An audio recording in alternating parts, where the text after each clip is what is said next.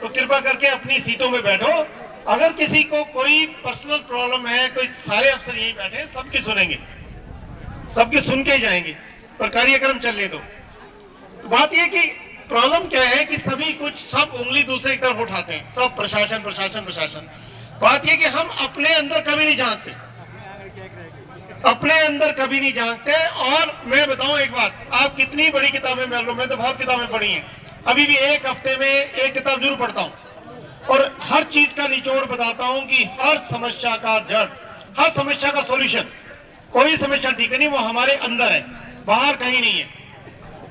सब जो बीमारी है हमारे अपने अंदर है, हमारे गांव के अंदर है, हमारे शहर के अंदर है। बाहर से हमने ठीक करनी है, बाहर से कोई नहीं आने वाला। जिस दिन हम ये सोच लेंगे हमने ठीक करना है, उस दिन हम ठीक कर लेंगे। मैं उस सरपंच के बारे में बता रहा था, महाराष्ट्र के सरपंच, सुनो अब ध्यान से। वो गांव महाराष्ट्र का सबसे पिछड़ा गांव था, पोपट राव पवार उसके सरपंच बने। उसने देखा भाई क्या क्या प्रॉब्लम है गांव में, सारी प्रॉब्लम थी, भूखमरी थी, 800 रुपए इनकम थी उनकी पर कैपिटा पूरे साल की, आज 30,000 रुपए इनकम है। उन्होंने प्रॉब्लम दी, सबसे पहले तो उन्होंने जितने ठेके थे सारे बंद कराए, उसने सभी घरों में शौचालय बनवाए सरकार की मदद से। पानी की बहुत प्रॉब्लम थी, रिचार्ज वेल बनवाए, बांध बनाए 152 अपने उसमें, मेरे पास पूरी स्टोरी है उसकी, देख लेना। एक सरपंच ने गांव को साथ लेके, सरकारी सहायता लेके, और अब वो महाराष्ट्र का सबसे मॉडर्न गांव है। वाटर कंजर्वेशन के लिए हमारे एक्शन साहब यहाँ बैठे हैं, सबसे पहला अवार्ड राष्ट्रपति का पूरे देश में उसको मिला है। बाकी आसपास के गांव का पानी 200 फीट पे है महाराष्ट्र में, उस गांव का पानी 15 फीट पे आ गया। वाटर कंजर्वेशन का इतना कमाल किया सरपंच ने। तो बात ये, हम खुद भी तो करें कुछ। कोई सड़क नालियों से कभी विकास नहीं होता, विकास होता है अपने अंदर विकास करने का। अब जो एक सरपंच कर सकता है देश का, और बहुतों ने किया। रानीगढ़ सीधी का पता है आपको, अन्ना की जो गांव है उस गांव को देखो आप, बाकी सब में 2-2 फीट पे पानी है, उनमें 30 फीट पे पानी आ गया। कितना पानी का उन्होंने अरेंजमेंट किया, पानी की राशनिंग की है, पानी को गलत नहीं बहने देते, टुंडियां बंद रखते हैं, बांध बनाए उन्होंने, रिचार्जिंग वेल बनाए हैं। उसने कहा है कि बारिश की एक भी बूंद हम खराब नहीं जाने देंगे। हमारे यहाँ तो बारिश 200 से 300 सेंटीमीटर होती है, mm होती है, वहां 15 मिलीमीटर बारिश होती है पूरे गांव, पूरे उसमें साल में 15 मिलीमीटर बारिश होती थी। पर उसमें उन्होंने एक प्रण कर लिया, भाई इसकी एक बूंद भी खराब नहीं जानी चाहिए, बारिश की जो बूंद पड़ती है वो हमारी जमीन के अंदर जाए या हमारी छतों में जाके बड़ी बड़ी टैंक बनाए उनमें जाए। तो बात यह, हर चीज का सोल्यूशन हमारे पास होता है। अब सबको वही बिजली मिल गई, सब उससे सारे काम बिजली से बटन दबाते ही करते, अपने घर बैठो, भाड़ में जाए दुनियादारी, सारे गांव भाड़ में जाओ, और अपना कुछ खाया और वहीं फेंक दिया।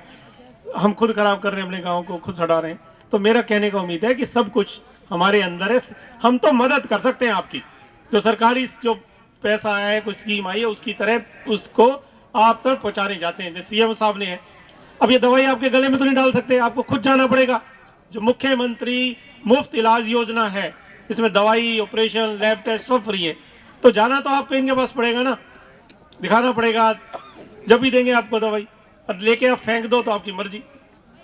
तो कुछ हमें अंदर भी झांकना पड़ेगा। हमें कमजोरियां हो सकती हैं, सरकार प्रशासन में हो सकती कमजोरियां, पर खुद आपको भी मदद करनी पड़ेगी अपनी। अब एक एग्जांपल देता हूं आपको, सभी गांव में, मैंने पहले भी यहां मिला था आपको, एक सरपंचों को बुलाया था, सबको हेडमास्टरों को बुलाया था, याद होगा। पेड़ पौधों के लिए कहा था मैंने, जितने गांव लगाओ पैसे मैं दूंगा अपने गांव में। अब बहुत मुझे भी शर्म आती है, बहुत से जितने भी लगाए थे सारे मर गए, किसी ने ध्यान नहीं दिया। अब बताओ, जब हम अपने बच्चों को इतने पालते हैं, उनका कोई छींक आ जाए तो भी डॉक्टर के पास जाते हैं, पौधे लगाए हमने 50-100, उनका ख्याल नहीं कर पाते आप। किसी सरपंच ने आके मुझे ये नहीं कहा कि सर ये प्रॉब्लम है इसलिए मर गए, और दिलवा दो। मैंने कहा था, मैंने डीएफओ को कहा हुआ है, जो सरपंच दरखास्त देकर चला जाएगा उसको पौधे और फ्री दे देगा, और लगवा लो, गड्ढे तुमने खोद ही रखे हैं। 90% पौधे मार दिए आप लोगों ने, हमने 90% पौधे मार दिए। हम बताओ किस उससे कहते हैं, हमें कह तो देते हो ये चाहिए वो चाहिए, हम कह तो देते हैं, मैं भी आप में शामिल हूं, अलग नहीं हूं आपसे। अब जब पौधे नहीं लगाएंगे, उसके वहां देखो पूरा गांव हरा भरा बना दिया उसने। जब पौधे नहीं लगेंगे तो बारिश नहीं होगी, वाटर कंजर्वेशन नहीं होगा। ये पोल्यूशन ऐसे ही फैलता रहेगा। आपको मेरे से ज्यादा पता है, जो हमारे बुजुर्ग हैं उनको, हमें तो अभी किताबों से पढ़ के मिला है, आपको तो आपने देखा हुआ है। तो मेरी फिर गुजारिश है सभी सरपंचों से, जितने भी स्कूल में तुमने पौधे लगाए थे, अगर हेडमास्टर से मिलकर कोई पौधा मरा है तो तुरंत नर्सरी से लाके दोबारा लगा दो। आपको जो मदद चाहिए बताओ मुझे।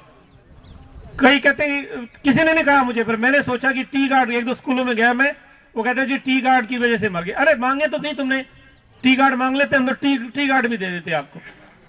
अब मैंने एक स्कीम बनाई है टी गार्ड की, जिस साहब से डिस्कस करूंगा, तो उसमें इसका सस्ता टी गार्ड बनता है, इसका अपना बांस का 300-350 रुपए बन जाता है। तो आप डिमांड दो, अगर जो सीरियसली सरपंच लगाना चाहते हैं उसको, भाई वो चाहते हैं मेरे गांव में पौधे पेड़ बढ़े। अब कितना अच्छा लग रहा है पेड़ पौधे यहाँ पे, तो सारी कार्बन डाइऑक्साइड, ये सारा पोल्यूशन खुद बेचारे खींच रहे हैं, हमें फ्रेश हवा दे रहे हैं। और वही आपको सबको पता है कि बारिश भी वहीं ज्यादा होती है। तो जो भी सरपंच में कह रहा था कि जिसको टी गार्ड चाहिए स्कूल के, वो टी गार्ड का मुझे बता दे कितने कितने चाहिए आपको, हम वो भी दे देंगे आपको। खुद बनवाना चाहो टी गार्ड तो आपको पैसे भी दे देंगे, बांस का बनवाना चाहो तो। और बताओ क्या मदद करें आपकी। अब बनवा के भैया रखवाड़ी वहां लगा के, रखवाड़ी तो मैं कर नहीं सकता सब गाँव अकेला। आप आओ, आप तुम्हारे सेल्फ हेल्प ग्रुप्स को कह दिया मैंने, बनाओ। सेल्फ हेल्प ग्रुप्स हैं तुम्हारे पास, उनको कह दिया तुम टी गार्ड बनाओ, खरीद लेंगे हम।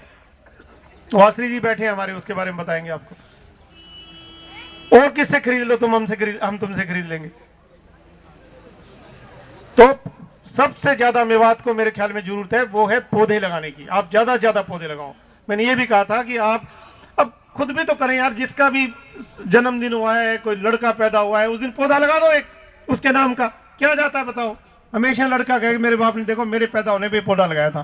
कोई लड़की पैदा हुई तो भी इसको गर्व महसूस करेगी वो, कि देखो जी लोग तो कहते हैं लड़कियां कुछ नहीं होती, मेरे बाप ने ये पौधा लगाया था मेरे पैदा होने पे। कितनी खुशी की बात है। तो हमें भी तो करना चाहिए यार, अपने कंबल से रजाई से थोड़ा हिलना चाहिए। तो मेरी आपसे गुजारिश है, हम आपके साथ तैयार हैं, आपके साथ खड़े हैं। सरपंच साहिबान मुझे आगे बताएं जी कितने पौधे हमारे लगे हैं, और टी गार्ड की जरूरत है, हम टी गार्ड भी दे देंगे उनको, टी गार्ड लगाने के लिए भी दे देंगे नरेगा के तहत। तो आप आगे आओ, हम आपके साथ हैं, आपके बिल्कुल साथ हैं। डिस साहब पहुंचने वाले हैं, उससे पहले मैं गुजारिश करूंगा, कौन से महकमे को बुलाएंगे? SSA सर्व शिक्षा अभियान। शिक्षा भी देखो बहुत जरूरी है भाई। जब आपके इलाके का पिनंगवा गांव का एक लड़का IIT में आ सकता है, IIT में आना मीन्स उसकी सारी जनरेशन का सुधर जाना, आगे आने वाली सारी पीढ़ियां सुधर जाएंगी। एक भी बच्चा IIT में आ गया तो करोड़ों का पैकेज मिलेगा उसको। तो बाकी क्यों नहीं हो सकते हम? बात यह कि उसके बाप ने ख्याल कर लिया और हमने ख्याल किया नहीं, बस इतना ही फर्क है। वो पिनंगवे में हो सकता है तो यहाँ नगीना में भी हो सकता है बच्चा, क्यों नहीं हो सकता? तो शिक्षा भी बहुत जरूरी है। तो अभी हमारी शिक्षा के बारे में बताएंगे हमारे DPC साहब, आपको इसके बारे में, शिक्षा के बारे में अवगत कराएं। अरे इनको बिठाना भी तो पड़ता है।